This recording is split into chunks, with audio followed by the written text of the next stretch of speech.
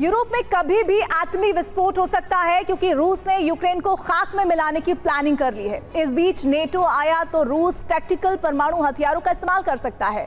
रूस को रोकने के लिए अमेरिका ने नया ब्लूप्रिंट तैयार किया।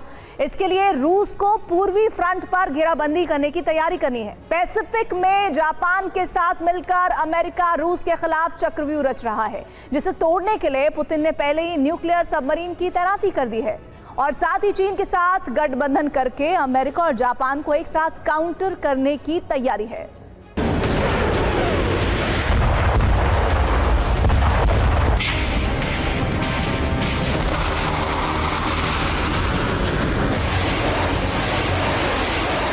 सिर्फ 15 दिन का वक्त है। रूस युद्ध विराम के लिए मान गया तो हालात ऐसे ही रहेंगे।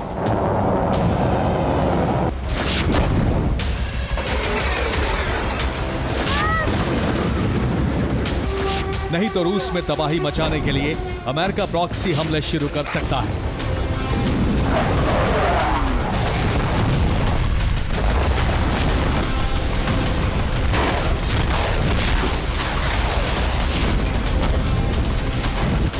इसके लिए पेंटागन ने प्लान तैयार किया है, जिसके मुताबिक पूर्वी फ्रंट पर रूस को घेरा जाएगा। अमेरिका के साथ जापान अपने वॉरशिप लगाएगा।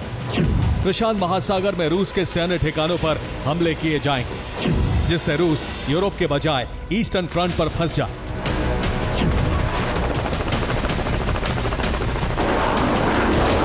अमेरिका ने अपने प्लान में जापान को मिलाया है, क्योंकि रूस ने चीन के साथ गठबंधन किया है। इसलिए पैसिफिक में शक्ति संतुलन बनाए रखने के लिए अमेरिका जापान साथ में मिलकर रणनीति बना रहे। अमेरिका और जापान के निशाने पर कामचत्का और व्लादिवोस्तोक सैन्य ठिकाने हैं। दोनों ही प्रशांत महासागर में और पैसिफिक में शक्ति संतुलन के लिए काफी अहम है।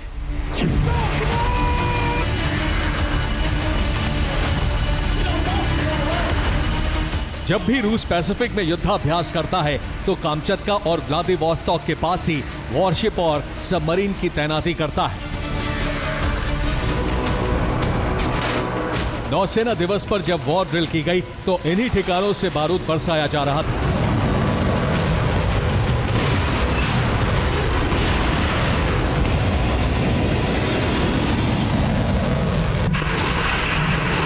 यहां से सीधे पैसिफिक में तैनात अमेरिकी वॉरशिप को काउंटर किया जा रहा था, जबकि जापान के लिए यह बड़ा चैलेंज था कि कैसे वो रूस के उकसावे में ना आए।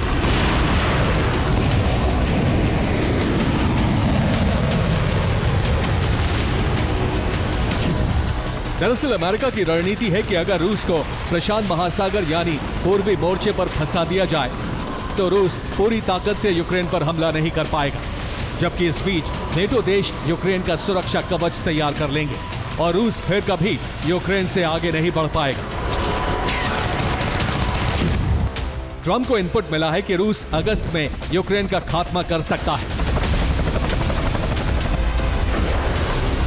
इसके लिए शुरुआत में टैक्टिकल परमाणु हथियारों का इस्तेमाल करेगा।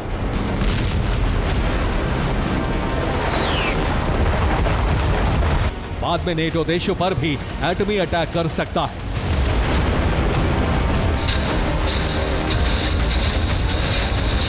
इसलिए अभी अमेरिका रूस का फोकस यूक्रेन से शिफ्ट कराकर उसे पूर्वी मोर्चे पर उलझाना चाहता है, लेकिन रूस पेंटागन के प्लान को भांप गया है। इसलिए रूस ने चीन के साथ गठबंधन कर लिया है। रूस चीन मिलकर जापान सागर तक ड्रिल करने वाले हैं। चीन का शाओजिंग वॉरशिप पैसिफिक में रूसी बेस के पास पहुंच गया है। 5 दिन तक युद्धाभ्यास चलेगा, जबकि रूस ने $1.1 ट्रिलियन का डिफेंस प्लान बनाया है, जिसमें पैसिफिक फ्रंट पर अच्छा खासा फंड लगाने वाला है। यानी अब यूरोप के बाद एशिया फ्रंट भी सुलगने वाला है, लेकिन पुतिन ने एक साथ कई फ्रंट पर जंग की तैयारी की हुई है।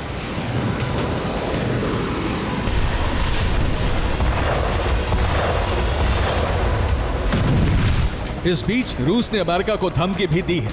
पुतिन के प्रेस सचिव दिमित्री पेस्कोव ने कहा है, हमारे ऊपर पहले भी कई प्रतिबंध लगाए गए, आगे भी पश्चिमी देश नए प्रतिबंध लगा सकते हैं। इससे हमारी अर्थव्यवस्था पर पहले भी कोई असर नहीं पड़ा था, ना ही अब होगा।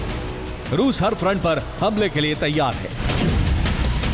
रूस की धमकी के बाद से अमेरिका ने जापान के द्वीपों पर सैन्य तैनाती बढ़ाने का फैसला लिया है, क्योंकि रूस और चीन के साथ मिलकर टकराव शुरू हो सकता है।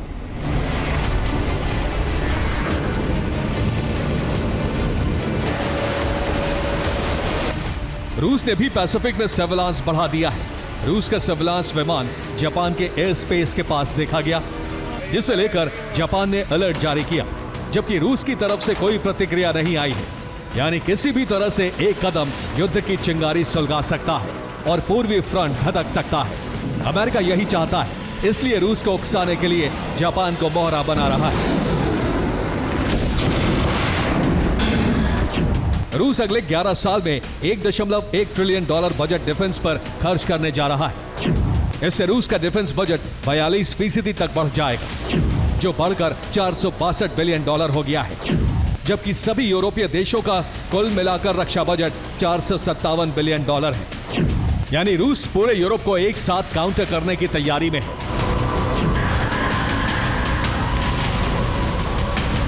लेकिन असली मुश्किल अमेरिका के आने से है, क्योंकि अमेरिका ही रूस को रोक सकता है, क्योंकि नेटो देश उसके साथ है। इसलिए रूस ने चीन, ईरान और नॉर्थ कोरिया के साथ मिलकर एंटी अमेरिका गठबंधन बना लिया है, जबकि अमेरिका अब एक नए पैटर्न पर काम कर रहा है। रूस से नेटो की हाइब्रिड वॉर शुरू हो चुकी है। रूस में ऑयल डिपो से लेकर मॉल तक में कई आग लगने की घटनाएं, कई इलाकों में आतंकी हमले हो चुके हैं, जबकि इसी तरह की घटनाएं यूरोपीय देशों में भी हो रही हैं। इनके पीछे रूस हो सकता है। लंदन में टेक्निकल कारणों से फ्लाइट रुकी, इसके पीछे भी रूस का हाथ हो सकता है। लंदन का एयर स्पेस पूरी तरह बंद कर दिया गया है। अचानक से ऐसी घटना यूरोप में बढ़ गई है, यानी नेटो रूस में बड़े स्तर पर प्रॉक्सी वॉर शुरू हो चुकी है, जबकि यूरोपीय देशों को नेटो ने हथियारों का प्रोडक्शन बढ़ाने के लिए कहा है। यह पुतिन के ऐलान के बाद किया गया है, जिसमें पुतिन ने लॉन्ग रेंज मिसाइल और न्यूक्लियर सबमरीन की तैनाती बाल्टिक से लेकर पैसिफिक तक में करने के लिए कहा था। साथ ही आर्कटिक से लेकर अलास्का तक वॉरशिप भेजे जाएंगे, जो सीधे तौर पर सुपर पावर अमेरिका को चैलेंज है। Bureau report, TV9, Bharatvarsh.